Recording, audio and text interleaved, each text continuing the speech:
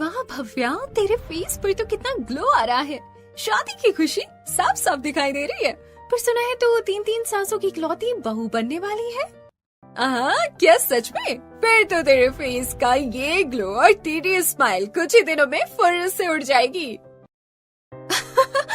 हाँ, पता चलेगा 3-3 सासों के साथ कैसे निभाएगी हमारी बन्नो रानी। मैं तो अपनी एक सास से हाथ जोड़ती हूँ रे बाबा, हर बात में रोक टोक करती रहती है, हर समय चिक चिक।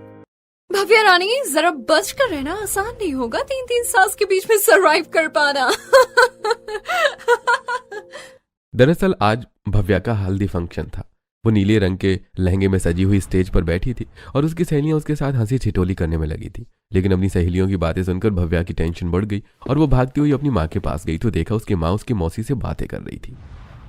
प्रियंका, तुमने फैसला सोच समझ कर दिया है ना? कहीं ऐसा ना हो कि हमारा डर सही साबित हो और हमारी भव्या 3 सास के ससुराल में दुखी और परेशान हो जाए।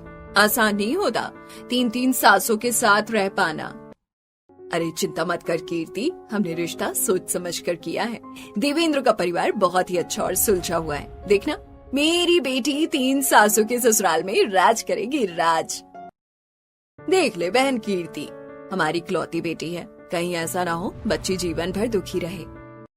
देख बहन, बच्ची की जिंदगी की बात है, बाकी तू समझदार है। अपनी सहेलियों की बातों से पहले ही भव्या चिंता में थी।